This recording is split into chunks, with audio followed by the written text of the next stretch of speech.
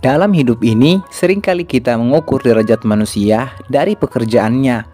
Seolah-olah semakin tinggi jabatan, semakin mulia kedudukannya. Namun tahukah kita bahwa para nabi, utusan terbaik dari seluruh umat manusia, adalah pekerja keras yang menghidupi diri mereka dengan tangan mereka sendiri. Mereka bukan orang istana, bukan pula orang yang hidup bergelimangan kemewahan. Mereka adalah petani, tukang kayu, pandai besi, bahkan pengembala kambing. Profesi yang bagi sebagian orang dianggap rendah, namun justru menjadi jalan yang menempah jiwa mereka, menjadikan mereka pantas untuk menerima wahyu dari langit. Mari kita telusuri satu persatu profesi dan kehidupan 25 nabi dan rasul yang jarang dibahas, namun syarat pelajaran bagi kita semua. Kisah ini dimulai dengan Nabi Adam alaihi salam. Ia adalah manusia pertama dan juga nabi pertama. Ketika diturunkan ke bumi, ia tidak disambut istana atau kekayaan, tapi tanah yang harus diolah, bumi yang harus digarap. Ia menjadi petani pertama, mengajarkan anak-anaknya untuk bercocok tanam dan memanfaatkan hasil bumi. Pekerjaannya bukan sekedar untuk hidup, tapi juga untuk membangun peradaban pertama di muka bumi. Kemudian muncul Nabi Idris alaihi salam, sosok yang dikenal bijaksana dan penuh ilmu. Ia dikaruniai kemampuan membaca dan menulis, serta memahami teknologi sederhana di zamannya. Ia adalah penjahit pertama dalam sejarah. Bukan hanya membuat pakaian untuk dirinya sendiri, tapi juga untuk orang di sekitarnya. Dialah pelopor dalam keterampilan hidup, mengajarkan bahwa manusia bisa berinovasi dengan akal yang diberi oleh Allah. Lalu muncullah tradisi yang Allah tanamkan kepada hampir semua nabi sesudahnya, yakni mengembala kambing. Pekerjaan ini terdengar remeh, tapi penuh hikmah. Nabi Ibrahim, Nabi Musa, Nabi Isa, dan bahkan Nabi Muhammad SAW semua pernah mengembala kambing. Mengapa? Karena mengembala melatih kesabaran, mengasah kepekaan, mendidik jiwa kepemimpinan, dan mengajarkan bagaimana memimpin makhluk hidup dengan kelembutan, bukan dengan kekerasan. Nabi Nuh alaihissalam adalah simbol kesabaran yang tak tertandingi. Ia diutus kepada umat yang durhaka selama lebih dari 900 tahun. Namun profesinya yang menonjol bukan hanya sebagai da'i, tapi juga tukang kayu.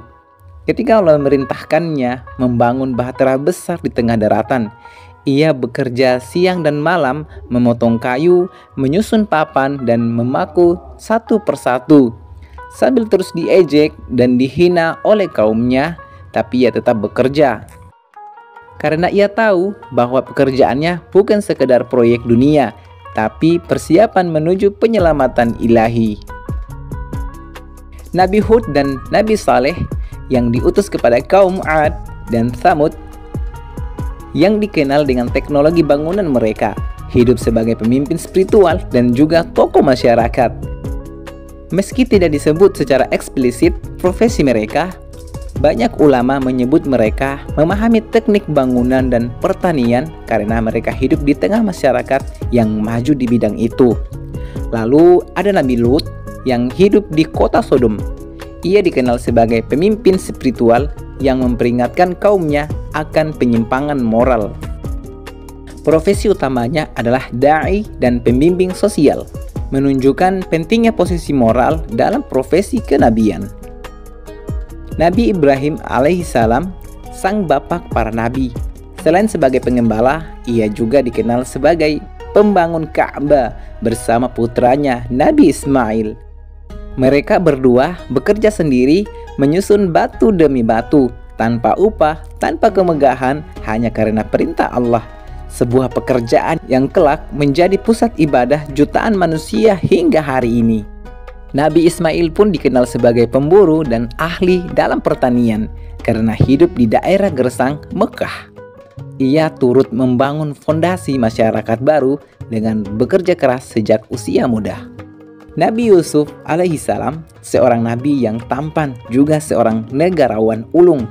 ia memulai hidupnya sebagai budak, lalu naik menjadi pengurus rumah tangga hingga akhirnya menjadi Menteri Keuangan Mesir. Ia mengatur logistik pangan seluruh negeri selama masa paceklik.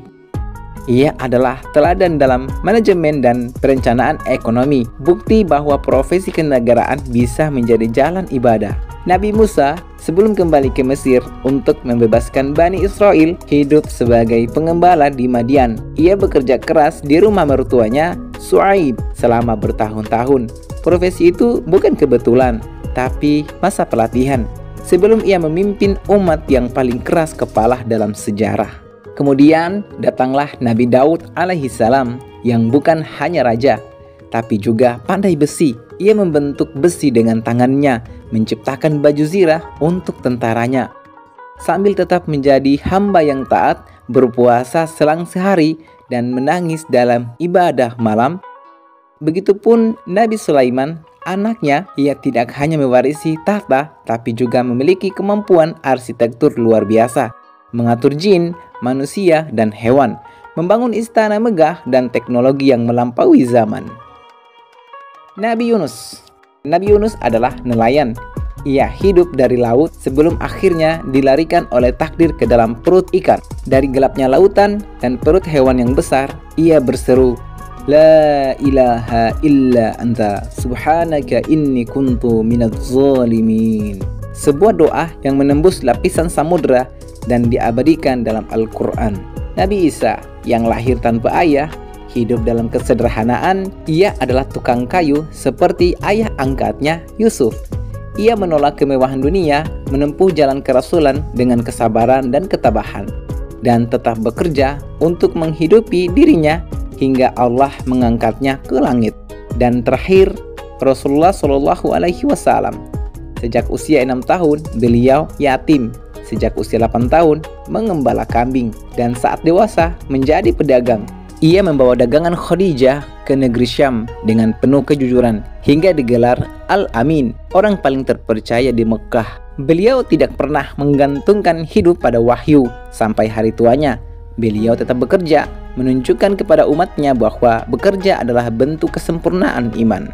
Mereka adalah manusia terbaik, tapi mereka bukan manusia istimewa yang hidup tanpa usaha. Mereka bekerja dengan tangannya sendiri. Mereka berdagang, mengembala, bertani, memimpin. Semua itu bukan untuk kaya, tapi untuk menjadi hamba yang sejati. Jadi jangan pernah remehkan pekerjaan kita hari ini, karena mungkin di tengah panasnya ladang, dinginnya lautan, atau riuhnya pasar, ada jejak langkah para nabi yang sedang kita teladani tanpa kita sadari. Jangan lupa untuk like, subscribe, dan aktifkan lonceng notifikasi untuk kisah inspiratif dan penuh hikmah lainnya hanya di Arus Waktu.